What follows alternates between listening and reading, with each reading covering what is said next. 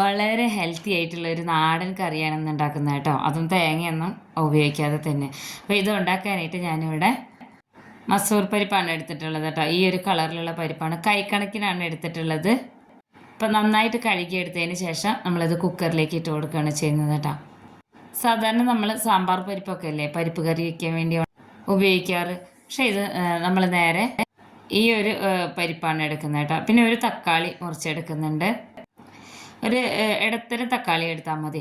വളരെ നാടനായിട്ടെന്ന് പറഞ്ഞാൽ വളരെ സിമ്പിളായിട്ടും കൂടിയാണ് ഉണ്ടാക്കിയെടുക്കുന്നത് കേട്ടോ. പിന്നെ ഒരു 2-3 പച്ചമുളക്, നാടൻ പച്ചമുളക് മുറിച്ചിട്ട് കൊടുക്കാം.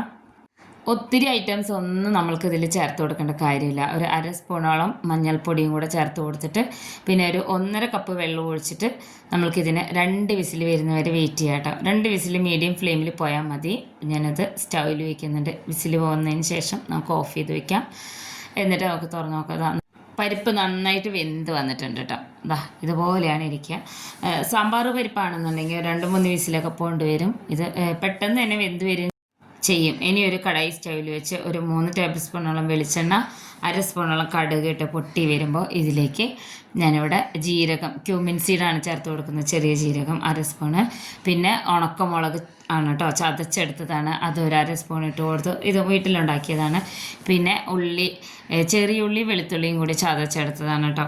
അതൊരു 5-6 അല്ലിയോളം രണ്ടും കൂടെ ഒരുമിച്ച് ചതച്ചെടുത്തതാണ്. എന്നിട്ട് ഇത് നന്നായിട്ട് ഇളക്കി കൊടുക്കുക.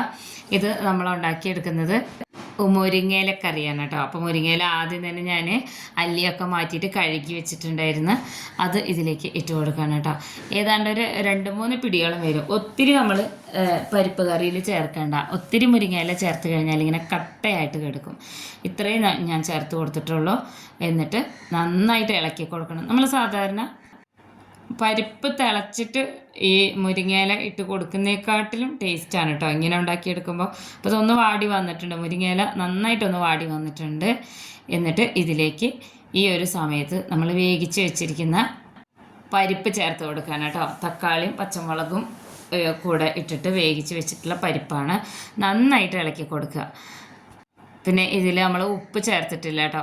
നമ്മൾക്ക് നല്ല ലൂസായിട്ടിരിക്കണം എന്നുണ്ടെങ്കിൽ കുറച്ച് വെള്ളം ഒഴിച്ചു കൊടുക്കാം. ഇത്രയേ ഉള്ളൂ പണി.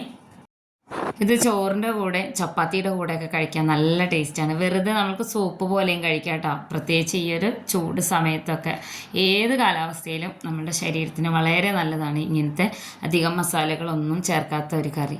അപ്പോൾ ഇനി ഇത് നന്നായി ഇളക്കി കൊടുത്ത് ഒന്ന് ചൂടാവുന്ന വരെ നമുക്ക് ഇതുപോലെ മീഡിയം ഫ്ലെയിമിലിട്ട് കൊടുക്കാം. ഇതിലേക്ക് ഉപ്പ് 1/2 സ്പൂണോളം ഉപ്പും കൂടെ ചേർത്ത് കൊടുക്കുന്നുണ്ട് കേട്ടോ. ഇത്രയേ ഉള്ളൂ. ചെറുതായിട്ട് തിളയൊക്കെ വരുന്നുണ്ട്. ഇനി നമുക്ക് സ്റ്റൗ ഓഫ് ചെയ്ത് വെച്ചിട്ട് ഉപയോഗിക്കാം. നമ്മുടെ വീട്ടിൽ തൊടിയിലൊക്കെ ഉള്ളൊരു സാധനമാണ് മുരിങ്ങയില കേട്ടോ. എല്ലാവരും ഉണ്ടാക്കി നോക്കണം. വീഡിയോ ഇഷ്ടപ്പെട്ട ചാനലൊന്ന് സബ്സ്ക്രൈബ് ചെയ്ത് വെക്കണം, ഫോളോ ചെയ്യണം, ഫ്രണ്ട്സിനൊക്കെ ഒന്ന് ഷെയർ ചെയ്ത് കൊടുത്തേക്കണം. ഇത്രയേ ഉള്ളൂ. ചോറിൻ്റെ കൂടെ നല്ല ബെസ്റ്റ് കോംബോ ആണ്.